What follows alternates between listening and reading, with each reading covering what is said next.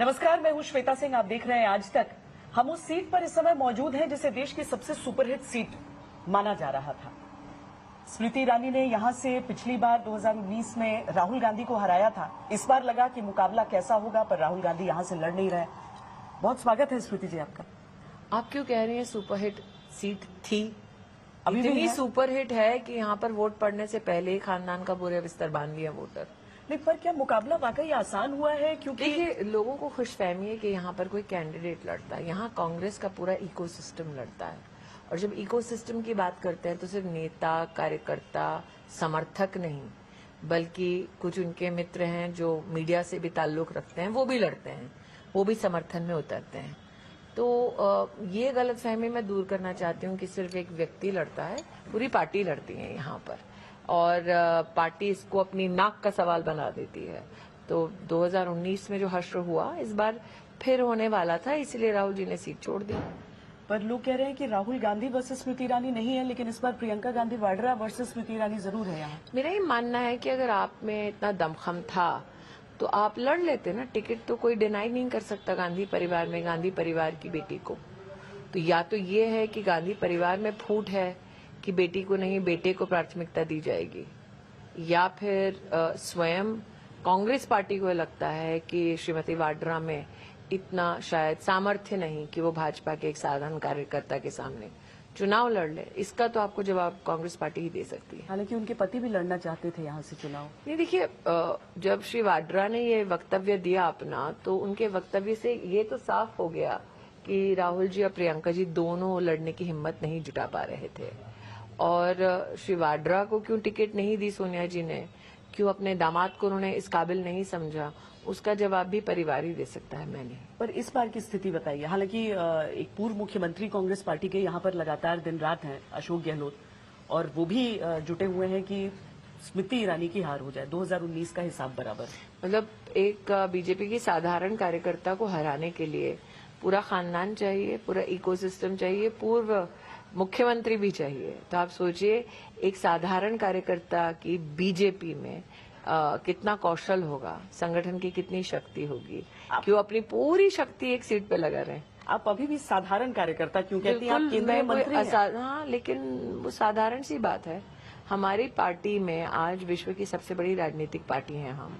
हमारी पार्टी में साधारण कार्यकर्ता ही राष्ट्रीय अध्यक्ष बन सकता है। हमारी पार्टी में साधारण कार्यकर्ता ही पोस्टर चिपकाते चिपकाते देश का गृह मंत्री बन सकता है। हमारी पार्टी में साधारण कार्यकर्ता ही दीवार पर लेखन करने के बाद ट्रांसपोर्ट मंत्री नितिन जी की तरह बन सकता है, या राष्ट्रीय अध्यक्ष बन सकता है। तो मेरा ये मानना है कि बीजेपी के साधारण कार्यकर्ता असाधारण श्रम परिश्रम के माध्यम से जीत दिला सकते हैं। साधारण क्या, गरीब परिवार में जन्मा व्यक्ति, ग्रामीण अंचल में जन्मा व्यक्ति देश का प्रधान सेवक बन सकता है। यही तो बीजेपी के बारे में असाधारण बात है। पर अब कांग्रेस पार्टी ने अपना गियर बदल दिया है। और अच्छा, और किस गियर पे थे पहले? नहीं, वो कह रहे हैं कि अब हम 10 किलो राशन देंगे फ्री। मैंने कहा ना, कौन सी गियर में पहले चला रहे थे गाड़ी? और गाड़ी क्या अटक गई थी कि गियर बदल दिया गया है? क्या अटकी थी? मतलब गाड़ी तो जब ढंग से नहीं चलती तभी गियर बदला जाता है।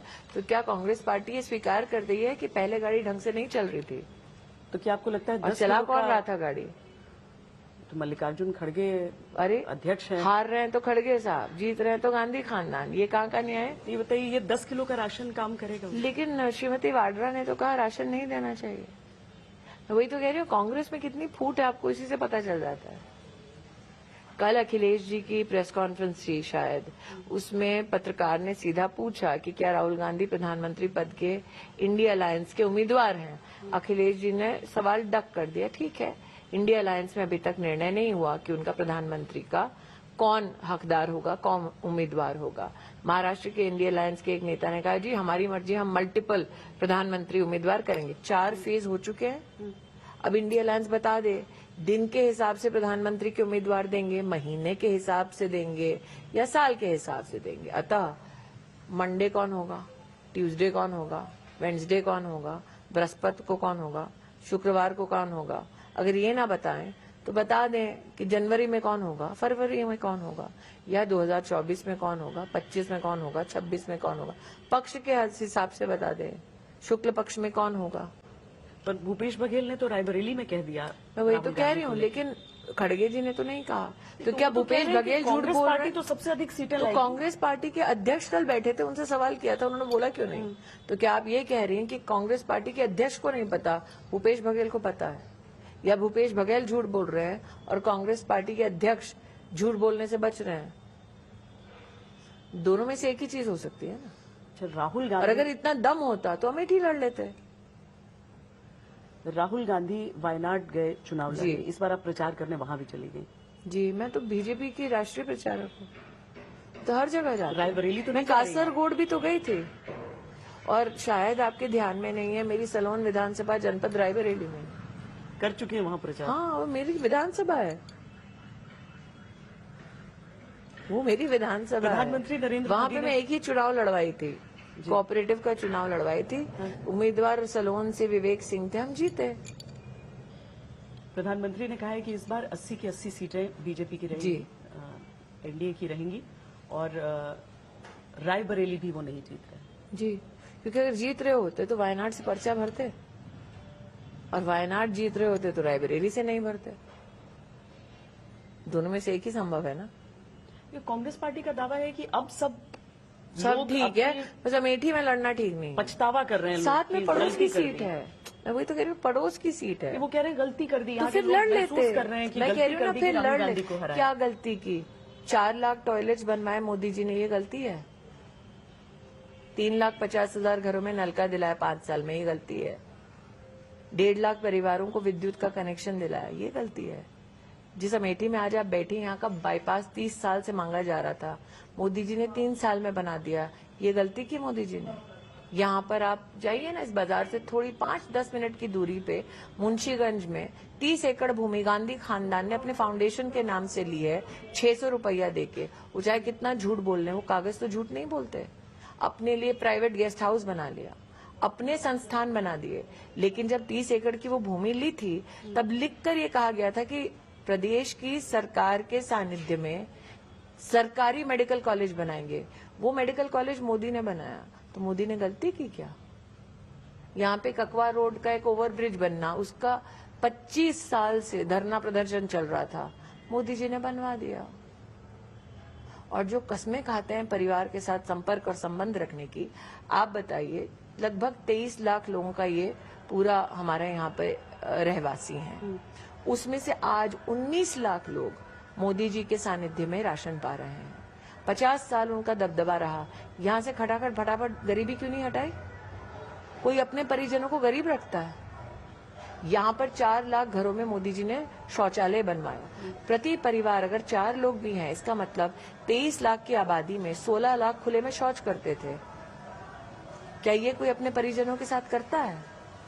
किया है कभी गांधी खानदान ने खुले में शौच? जानवर काटता है औरतों को, तब सेक्सुअल असॉल्ट होता था। ये कोई परिवार की औरतों के साथ करता है? नलका नहीं था 3.5 लाख घरों में, 2,20,000 घरों में गैस का कनेक्शन नहीं था, तो लोगों की रसोई में धुआं था, उनकी रसोई में बड़े बड़े दावतें दी जाती है। कहाँ का न्याय है? और आप 2000 आप एक काम करिए ना, मान लीजिए कि हम झूठ बोल रहे हैं, ठीक, 2012 का श्रीमती वाड्रा का अपना क्लिप है, चलाइए ना आज तक पे, उसमें वो स्वयं स्वीकार करती हैं, हम 20-20 साल से यहाँ पर नेतागिरी कर रहे हैं, लेकिन अफसोस हम यहाँ का विकास नहीं कर पाए। मैं तो नहीं, श्रीमती वाड्रा कह रही हैं। 2012 में उनकी सरकार थी, 2012 में उनके समर्थकों की सरकार प्रदेश में थी, वो खुद कह रहे हैं हम नहीं कर पाए। 14 से मोदी जी ने काम कर दिया, तो गलती कर दी। मैंने 4, 9, 14 और अब 24, 19 और अब 24 की अमेठी को देखा है। मैं ये कहती हूँ ना, अगर आपने कह दिया जी। कि अब बहुत अच्छे हालात हो गए, वो कहेंगे आप गोदी मीडिया हैं। मैं कहती हूँ आप ना बोलें, आप श्रीमती वाड्रा का वो वीडियो क्लिप निकाल लीजिए। मैं तो ये पूछ रही श्रीमती हूँ वाड्रा का खुद का क्लिप है, खड़े होके कहती हैं अरे हमारे ठेकेदार पैसा खा जाते हैं। कौन है वो ठेकेदार? वो खुद कह रही है। पहले तो कोई व्यक्ति कहता है मेरे ठेकेदार है, आप मत बोलिए, मैं भी नहीं बोलती, आप उन्हीं का क्लिप उठा के दिखा दीजिए। अरे क्या करें, मेरे ठेकेदार पैसा खा जाते हैं। जब पैसा खा रहे थे तो आपने क्या किया? ठेकेदारों के खिलाफ आपने कंप्लेंट की? नहीं। अब स्मृति ईरानी फिर अपनी बोला हर मैं अपने जनसभा हाथ से में पैसा बांट रही हूँ। क्यों बांट रहे थे पैसा? क्या पैसा बांट रहे थे? आप मान लीजिए आपकी मेरी हम सब गलत हैं। आप 1997 98 का राजमोहन गांधी का जो चुनाव रहा यहाँ पर राजीव गांधी के खिलाफ, आप न्यूयॉर्क टाइम्स की प्रति निकाल लीजिए। 97 बूथ लूटे अमेठी में, जंगल रामनगर जाइए ना, आपको कई बुजुर्ग मिल जाएंगे जो कहेंगे खुलेआम कांग्रेस पार्टी के नेता बूथ लूटते थे और ये आज लोकतंत्र बचाने की बातें कहते हैं। इस इलाके ने उनका क्या बिगाड़ा था बताइए? नहीं, आपने उस दौर का जिक्र किया, इसलिए मैं ये भी पूछूंगी कि 2 बार ऐसा हुआ कि कांग्रेस पार्टी यहाँ से आ रही, लेकिन फौरन उसके बाद जो चुनाव हुआ उसमें वो बाउंस फिर बैक लड़ करके लेते वापस ना। आए। इस बार नहीं होगा वैसा। मैं तो वही कह रही हूँ, लड़ लेते। उनको खुद भी तो एहसास हुआ होगा कि नहीं जीत पा रहे, इसलिए तो नहीं लड़े। देखिए, जब उन्होंने कांग्रेस का प्रत्याशी घोषित किया तब हैशटैग क्या चलाया था? औकात का ना। यही तो किया था हम लोगों ने ऑनलाइन। वो तो ये दिखाएंगे ना कि आपको कोई भी आके हरा सकता है। ठीक है, इसका ये मतलब राहुल गांधी छोड़ के कोई भी हरा सकता है, यही कह रहे हैं कि राहुल गांधी निकम्मा राहुल है। गांधी ने कहा मैं अपनी अरे माँ की सीट से जा रहा हूँ, बाबा, अपनी ऐसा है। दादी एक की तो सीट। आई थिंक आप ही के चैनल पे अमित भाई ने कहा है माँ की सीट का मतलब क्या है। ये सीट भी जनता की सीट है।